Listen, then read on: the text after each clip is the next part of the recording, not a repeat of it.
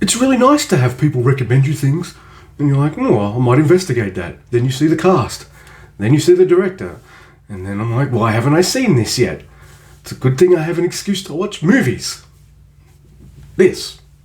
So yeah. Cast a Deadly Spell is a 1991 noir supernatural movie. It was a HBO film.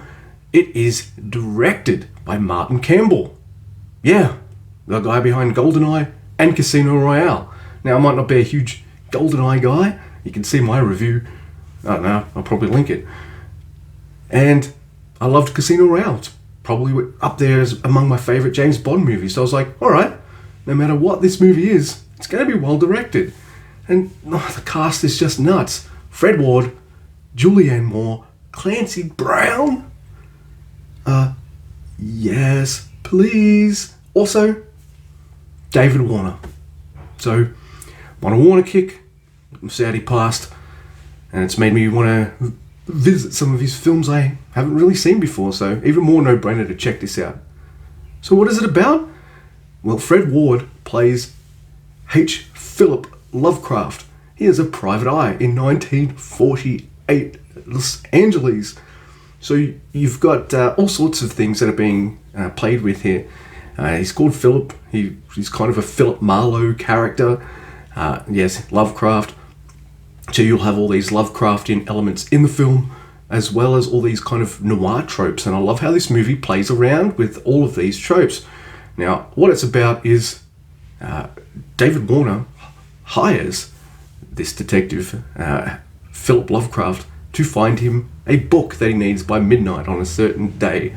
And that book is the Necronomicon. So you know he doesn't want it for any particular nice or good reasons, but Lovecraft doesn't know that, at least not yet. So what you get is Lovecraft, pursuing leads, trying to find out who has the book, where is it, and everything like that. What I do like is that this movie has a lot of world building.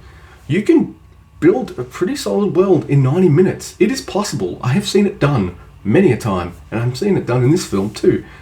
So whether it's in your face or in the background, you often see things happening, like magical things and all this kind of stuff. Now, I will admit, sometimes some of the creature and magical effects might look a little dated, but there's no CGI or any of that bullshit. It's all makeup effects and costumes and things like that, and animatronics and all that stuff.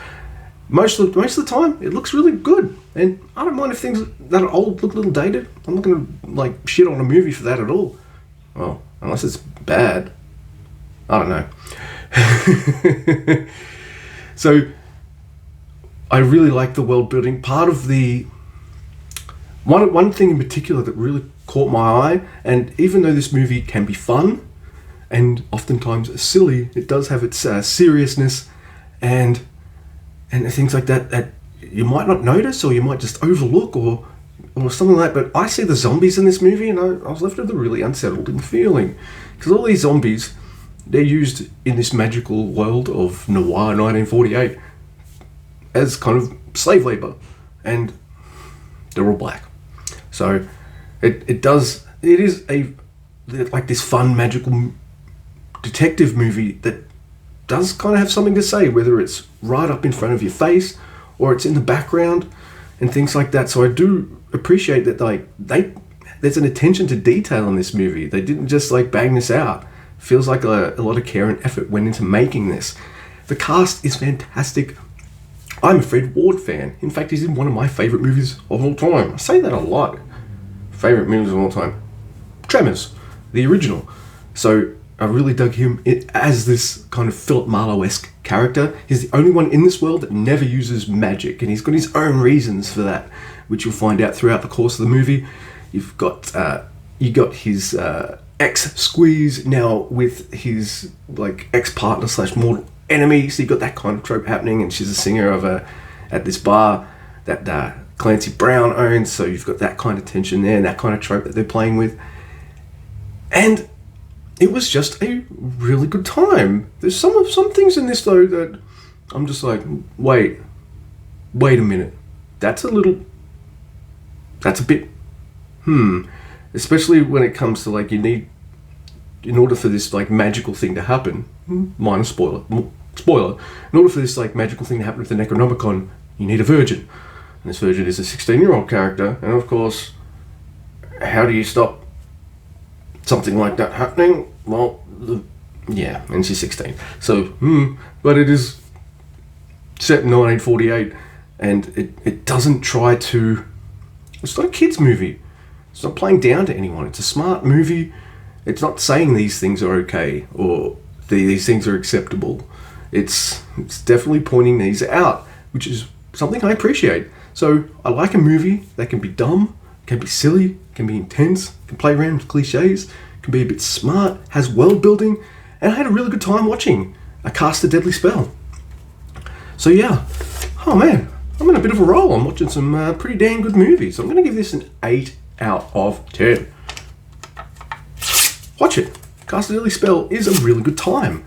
Before I let you go, a long time ago I did a review for a movie called The Omen, which stars David Warner. And I gave it an 8 out of 10, which is really weird to me because I spoke about... That's probably one of my longest reviews for one single movie that I've ever done.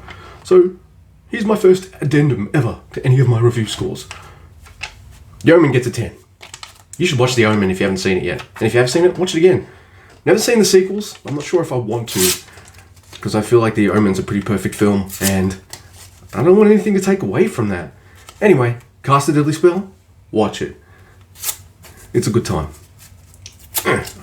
Didn't I already do... Oh, yeah.